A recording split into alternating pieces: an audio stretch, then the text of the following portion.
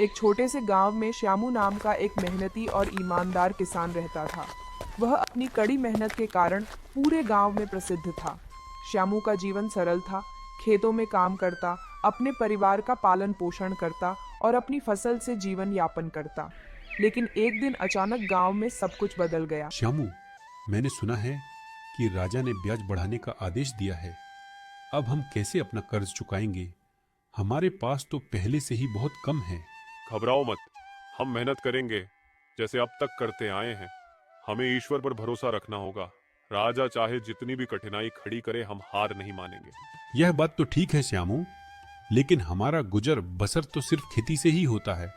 अगर हम उसमें भी राजा को ब्याज देंगे तो हमारे पास तो कुछ भी नहीं बचेगा। हमारे बच्चे तो भूखे मर जाएंगे। तुम बिल्कुल भी चिंता मत करो, ऊपर वाला कुछ ना कुछ समाधान जरूर निकालेगा।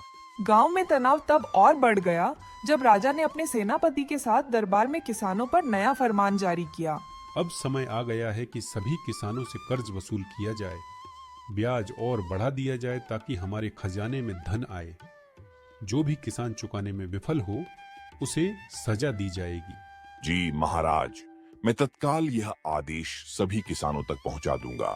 राजा का यह आदेश सुनकर सभी किसान डर और चिंता में डूब गए। श्यामू को भी यह खबर मिली और गांव में चर्चा होने लगी।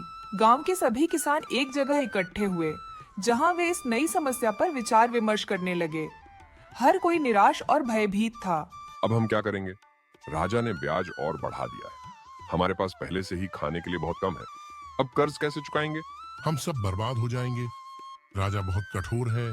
अगर हम कर्ज नहीं चुकाएंगे तो वह हमें सजा देगा। भाइयों, हम हार मानने के लिए पैदा नहीं हुए हैं। यह सच है कि मुश्किलें बड़ी हैं, लेकिन अगर हम मिलकर काम करें तो कोई भी बाधा हमें रोक नहीं सकती। मैं राजा से मिलने जाऊंगा और उसे सबक सिखाऊंगा। श्यामू, राजा को चुनौती देना आसान नहीं है। वह बहुत शक्तिशाली है। क्या तुम सच में ये कर पाओगे? हाँ, ये बात तुम ठीक कह रहे हो। भाई, राजा को चुनौती देना कोई आसान बात नहीं है। अगर उसे पता चला कि हम ऐसी तैयारी कर रहे हैं तो वह हम सबको जेल में डलवा देगा और फिर हमारी बीवी बच्चे भूखे मर जाएंगे। हमें जो भी कदम उठाना होगा सोच समझकर उठना होगा।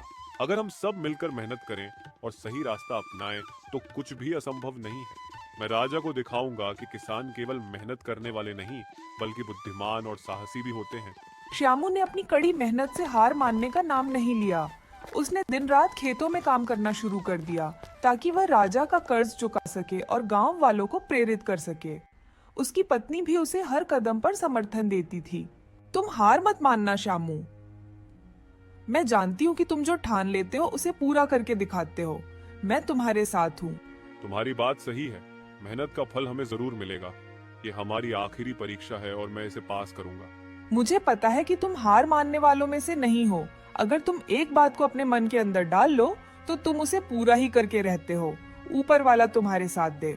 बस दुआ करो कि हम सफल हो जाए और हमारे सभी किसान भाई मेरे पीछे पीछे मेहनत करने लगे। हम सब मिलकर दिखला देंगे कि मेहनत से सब कुछ हो सकता है और राजा को हम अच्छा सबक सिखाएंगे। श्यामू ने अपनी मेहनत से खेतों को हरा भरा कर दिया।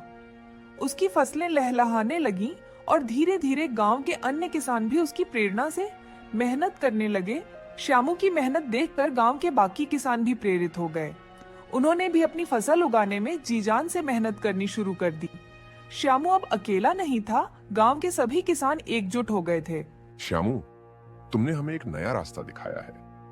हम सब मिलकर राजा को बताएंगे कि किसान कमजोर नहीं होते। हाँ, अब हम भी कड़ी मेहनत करेंगे और राजा के खिलाफ खड़े होंगे। हमारी मेहनत ही हमारी ताकत है। भाइयों, हम सब मिलकर अगर डट जाएंगे तो कोई भी हमें नहीं रोक सकता। हमारी एकजुटता ही हमारी ताकत है। ये बात तुम बिल्कुल ठीक कह रहे हो श्यामू। अगर हम सब मिल जाएं तो हमें कोई भी नहीं रोक सकता। अब तुमने हमारे अंदर और हिम्मत ला दी है। अब हम डटकर मेहनत करेंगे तुम्हारे साथ और राजा को दिखलाएंगे कि एकजुट में कितनी ताकत है। कड़ी मेहनत और फसल की सफलता के बाद श्यामू ने निर्णय लिया कि अब समय आ गया है राजा से सामना करने का। वह सीधे महल में गया और राजा से मिलने की गुहार लगाई। अरे, यह तो श्यामू है, गांव का एक और किसान। तुम यहाँ क्या करने आए हो? क्या तुम भी अपना कर्ज चुकाने में असमर्थ हो? महाराज, मैं यहाँ कर्ज की बात करने नहीं, बल्कि आपको यह दिखाने आया हूँ कि आपकी नीतियाँ किसानों को कमजोर नहीं कर सकती।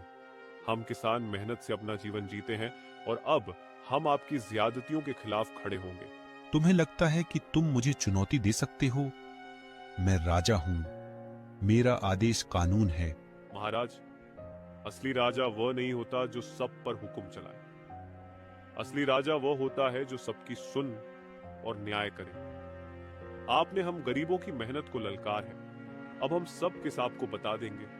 अगर हम एकजुट हो जाए तो हम सब कुछ कर सकते हैं। श्यामू बिना डरे राजा के सामने खड़ा रहा।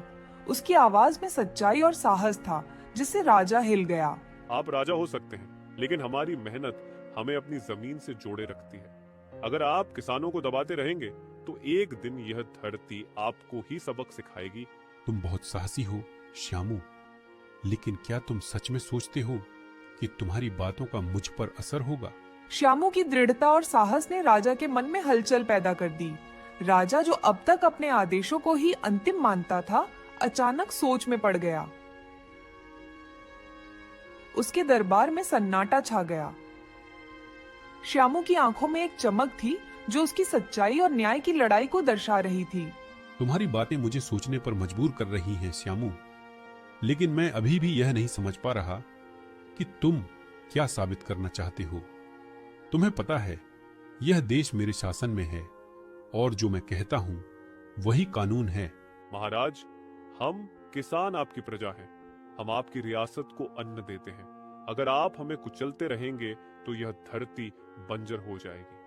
हम किसानों को अपने मेहनत का फल मिलना चाहिए, न कि अतिरिक्त ब्याज का बोझ। लेकिन मेरे खजाने को भी भरना जरूरी है श्यामू। अगर किसानों से टैक्स और ब्याज नहीं लूंगा तो राज्य का संचालन कैसे होगा? महाराज, किसानों से लिया गया टैक्स उचित होना चाहिए। अगर आप हमसे हमारी मेहनत का फल ही छीन लेंगे तो हम कैसे जिएंगे? अगर किसान खुश होंगे तो राज्य खुशहाल होगा। किसानों की भलाई में ही राजा की भलाई है। यह बात तो तुम्हारी ठीक है श्यामू, लेकिन हम राजा हैं। अगर हम ऐसा नहीं करेंगे तो हमारा राजा होने का क्या फायदा? हमें तुमसे ब्याज लेना ही होगा और तुमसे नहीं। हमने सभी गांव वालों से यह कहा है, तो तुम इकला ही क्यों आए हो? महाराज, सभी गांव वालों की समस्या मेरी समस्या है। अगर वह दुखी है तो मैं भी दुखी हूँ। मैं सबको अपने भाई जैसा मानता हूँ और आप ही हमारे बड़े हैं। अगर आप गलती करेंगे तो हम किसानों का क्या? राजा गहरे विचारों में डूब गया। उसने अपने सेनापति और मंत्रियों को बुलाया ताकि वे इस मुद्दे पर चर्चा कर सकें। दरबार में मंथन शुरू हुआ। हर कोई श्यामू की बातें सुनकर हैरान था। महाराज, श्यामू की बातें वाजिब हैं। अगर हम किसानों से अतिरिक्त ब्याज वसूलते रहेंगे तो वे भूखे मर जाएंगे। हमें इस बारे में सोचना होगा। सही कहा महाराज। श्यामू ने हमें एक आईना दिखाया है। हमें राज्य की भलाई के लिए किसानों के हितों का भी ध्यान रखना होगा। अगर हम किसानों से अधिक टैक्स और ब्याज वसूलते रहेंगे तो वे विद्रोह कर सकते हैं, लेकिन खजाना भरना भी जरूरी है। महाराज, क्यों न हम किसानों के साथ एक समझौता करें, उनके उत्पाद का उचित मूल्य तय किया जाए और ब्याज दर को थोड़ा कम कर दिया जाए ताकि वे राहत महसूस करें। इससे राज्य भी खुशहाल रहेगा। राजा ने आखिरकार निर्णय लिया। उसने श्यामू और गांव के अन्य किसानों के लिए ब्याज कम करने और टैक्स की दरों में भी छूट देने का आदेश जारी किया। किसानों में खुशहाली फैल गई। श्यामू के साहस और मेहनत ने गांव को नई दिशा दी। श्यामू, तुमने हमें सही रास्ता दिखाया। मैं तुम जैसे लोगों का आभारी हूँ जिन्होंने हमारी आंखें खोली। तुमने जो साहस दिखाया है वह काबिले तारीफ है। अब से किसानों पर कोई अत्याचार नहीं होगा। महाराज, ये आपकी महानता है कि आपने हमारी बात सुनी और सही निर्णय लिया। अब हमारे खेतों में खुशहाली लौटेगी और हम आपके राज्य को और समृद्ध बनाएंगे। श्यामू की जीत के बाद गांव में उत्सव का माहौल बन गया। सभी किसान अब खुशी खुशी अपने खेतों में काम करने लगे। राजा के साथ उनकी नई समझ ने गांव की तस्वीर ही बदल दी। श्यामू गांव के हीरो बन गए। श्यामू, तुमने हमारा जीवन बदल दिया। अगर तुम नहीं होते तो हम राजा के अत्याचारों के नीचे दबे रहते। अब हम अपनी मेहनत का पूरा फल पाएंगे। श्यामू, तुमने हमें दिखा दिया कि एक आदमी भी बदलाव ला सकता है। अब हम अपनी मेहनत का पूरा फल पाएंगे। श्यामू, तुमने हमें दिखा दिया कि एक आदमी भी बदलाव ला सकता है। श्यामू, अगर तुम नहीं होते तो हमारा पता नहीं क्या होता। हम तो अधिक ब्याज में ही रह जाते और हमारी बीवी बच्चे भूखे मर जाते। यह तो अच्छा हुआ कि तुम जैसा महान किसान हमारे गांव में है, तो हमें कोई चिंता की जरूरत नहीं। ऐसे कई राजाओं पर तुम इकले ही भारी हो श्यामू। भाइयों, ये हमारी एकजुटता की जीत है। अगर हम सब मिलकर अपने हक के लिए खड़े होंगे तो कोई भी हमें दबा नहीं सकता। श्यामू की मेहनत, साहस और राजा को सबक सिखाने की कहानी ने गांव में एक नई उम्मीद जगाई। इस कहानी से यह सीख मिलती है कि कभी भी अन्याय के सामने झुकना नहीं चाहिए। एक छोटे से गांव में एक दिन बाबा का आगमन हुआ। बाबा एक जाने माने संत थे जिनके बारे में कहा जाता था कि उनके पास दिव्य शक्तियां हैं। बाबा के आगमन से गांव में एक अलग ही उत्साह था। बाबा जी आ रहे हैं। सुना है उनके पास बड़ी शक्तियां हैं। जो उनके पास जाता है उसकी सभी मनोकामनाएं पूरी होती हैं। अगर सच में बाबा के पास शक्तियां हैं तो मैं भी उनसे कुछ मांगूंगी। मगर पहले देखूं तो सही, ये बाबा आखिर है कौन? सीता, जो एक जिद्दी और नटखट लड़की थी, बाबा के बारे में उत्सुक होती है और तय करती है कि वह बाबा को किसी तरह परेशान करेगी। बाबा का ठिकाना, जहाँ लोग उनसे मिलने आते हैं। सीता ने ठान लिया था कि वह बाबा का मजाक बनाएगी। वह चुपचाप बाबा के पास पहुंची और तरह तरह के सवाल करने लगी। बाबा, आप सच में चमत्कार कर सकते हैं। अगर कर सकते हैं तो मुझे उड़ती हुई चिड़िया पकड़कर दिखाओ। बेटी, चमत्कार हमारे अंदर नहीं, हमारे कर्मों में होते हैं। लेकिन सीता नहीं मानी। वह बार बार बाबा को तंग करती रही। धीरे धीरे बाबा ने महसूस किया कि सीता का यह व्यवहार अशिष्टता की ओर बढ़ रहा है। सीता की शरारतें बढ़ती ही जा रही थीं। बाबा ने बार बार उसे समझाया, मगर वह अपनी हरकतों से बाज नहीं आई। बाबा, आप तो सिर्फ दिखावा करते हैं। मुझे तो आप में कोई शक्ति नहीं दिखती। बेटी, तुम्हारी इस अशिष्टता के कारण तुम्हें श्राप देता हूँ। मैं तुम्हें श्राप देता हूँ जो तुम्हारे जीवन में दुख और परेशानी लाएगी। जब तक तुम माफी नहीं मांगोगी तुम्हें कभी शांति नहीं मिलेगी। अरे, ऐसे शराब में बहुत देखे हैं। आप तो मुझे ढोंगी लग रहे हैं, जो उल्टी सीधी बातें करके मुझे डरने की कोशिश कर रहे हैं। अरे, ये तो भोले गांव वाले हैं जो तुम्हारी बातें समझ चुके हैं, लेकिन मेरी समझ में नहीं आती तो मैं आपको नहीं मानती। मूर्ख लड़की, तूने हमारा दिल दुखाया है। अब हमारा शराब तुझ पर से नहीं हटेगा। अगर तू माफी मांगने आएगी तो ही मैं अपना शराब फटाऊंगा, वरना तो तेरी जिंदगी में दुख और मुसीबतें ही रहेंगी। बाबा के श्राप के बाद सीता का जीवन पूरी तरह से बदल गया। उसे हर काम में असफलता मिलने लगी और वह हमेशा उदास रहने लगी। मैंने बाबा को क्यों तंग किया? मेरी जिंदगी बर्बाद हो गई है। मुझे अब शांति नहीं मिलती। सीता अपने दिन रात इसी चिंता में बिताने लगी कि आखिर कैसे वह बाबा से माफी मांग सके। आखिरकार सीता ने महसूस किया कि उसे अपनी गलतियों का पश्चाताप करना चाहिए। वह बाबा के पास जाने का निश्चय करती है। मैंने बहुत बड़ी गलती की है। मुझे बाबा से माफी मांगनी चाहिए। शायद तभी मेरी परेशानियां खत्म होंगी। बेटी, बाबा महान है। अगर तुम सच्चे दिल से माफी मांगोगी तो वह जरूर माफ कर देंगे।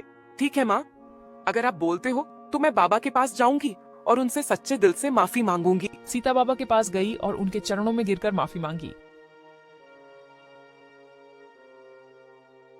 बाबा, मुझे माफ कर दो।